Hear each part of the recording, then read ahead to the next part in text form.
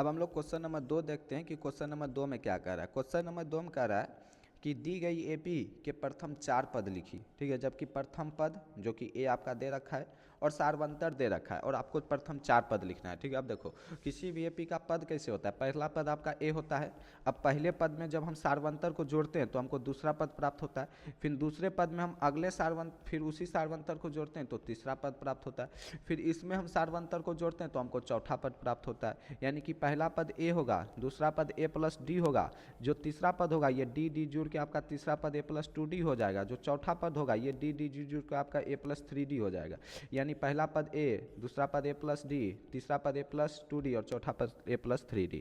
या फिर हम आपको एनवा पद बताए भी थी कि अगर आपको तीसरा पद निकालना है तो ए प्लस क्या होगा 2d होगा, ठीक है। ये एनवा पद का फॉर्मूला जानते हो ना होगा कि a plus N minus 1 into D होता है। यानी कि अगर तीसरा पद निकालना है तो ए प्लस 3 माइनस 1 इंटू क्या होगा डी होगा, यानी कि 3 में से एक जाएगा आपका 2d होगा, ए प्लस 2d, ठीक है। वही आपको करना है, ए आपको दिया हुआ है, डी आपको दिया हुआ है, तो यहाँ पर लिख लो ए बराबर 10 और डी बराबर में कितना, सॉरी 10, ठीक है। तो अगर यहाँ से हम a1 ए जो होता है बेसिकली वही a1 होता है, यानी कि प्रथम पद तुमको मिला हुआ है, हमको प्रथम 4 पद लिखना है, प्रथम पद मिला हुआ है, प्रथम 4 पद लिखना है तो 3 पद और ज्ञात करना है, ठीक है। यानी कि हमको a2 निकालना है, a3 निकालना है और a4 निकालना है। a2 कैसे निकलेगा, ध्यान दो, a1 का फॉर्मूला क्या जानते थे, an का formula a plus N minus 1 into D. यानी कि अगर a10 निकालना है तो क्या करेंगे, a प्लस 10 में से एक जाएगा 9 इंटू डी। उसी प्रकार a2 निकालना है तो a प्लस 2 में से एक जाएगा 1 इंटू डी, यानी कि a प्लस डी। a कितना है 10, d कितना है 10, 10 10 जुड़ के हो जाएगा 20। उसी तरीके से a3 निकालना है तो क्या हो जाएगा a प्लस 2d। ध्यान दो a3 निकालना है तो a प्लस 2d, 3 में से एक जाएगा तो 2 बचेगा, 2 इंटू डी, ठीक है। ए आपका 10 और 2 इंटू डी, 2 कितना है 10, ठीक है।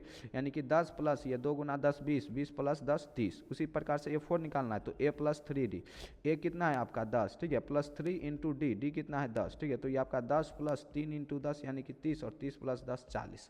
यानी कि जो प्रथम 4 पद होगा, ठीक है, प्रथम यहाँ पर लिख देना, अतः प्रथम 4 पद बराबर, ठीक है, एक होगा 10, दूसरा होगा ये वाला 20, तीसरा होगा ये वाला 30 और चौथा होगा ये वाला 40। ये हो गया आपका पहले क्वेश्चन का आंसर, ठीक है। इसी तरीके से आपको दूसरा क्वेश्चन भी देख लेना। प्रथम पद दे रखा है -2, ठीक है, ध्यान दो, प्रथम पद दे रखा है -2 और डी दे रखा है 0, यानी कि डी बराबर 0। यानी कि अगर दूसरा पद निकालना है, ठीक है, तो a प्लस डी, दूसरा पद क्या होता है a प्लस डी, ए कितना है -2 प्लस में डी है 0, ठीक है, यानी कि दूसरा पद भी -2 आएगा।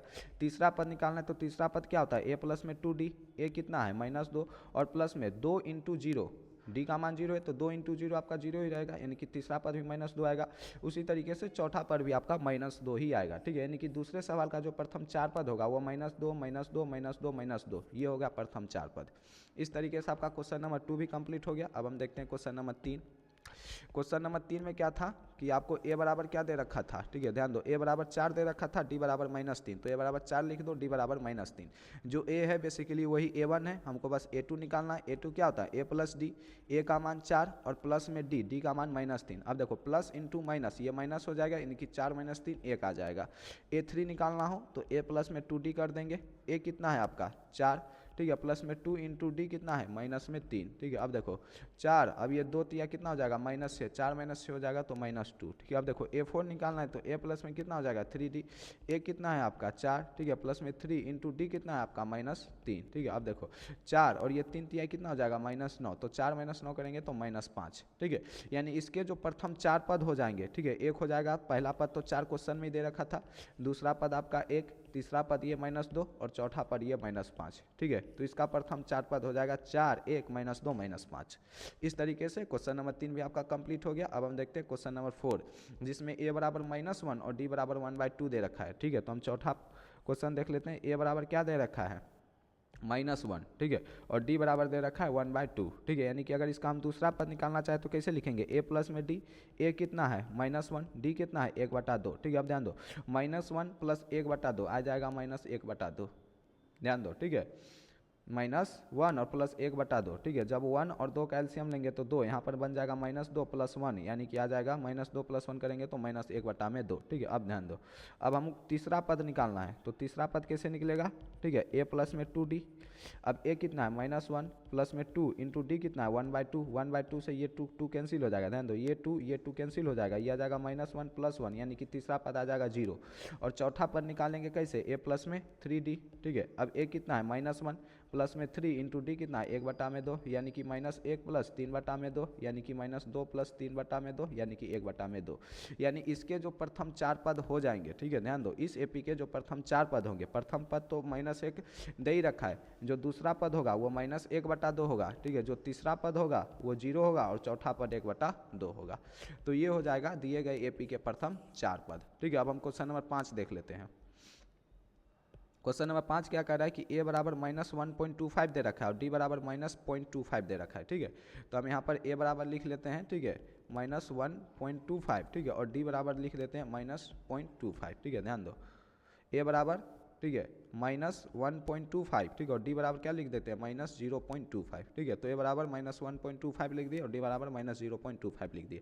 अब हम a2 लिखना है तो कैसे लिखेंगे, a प्लस में d, a कितना -1.25 और प्लस d करेंगे तो यहाँ -2.25 आ जाएगा। ठीक है, तो ये तुम्हारा आ जाएगा -1.5। ठीक है, उसी तरीके से a3 लिखेंगे कैसे, a प्लस में 2d, a को हम लिख देंगे -1.25, ठीक है, प्लस में 2 इंटू डी के जाकर क्या लिख देंगे -2.25।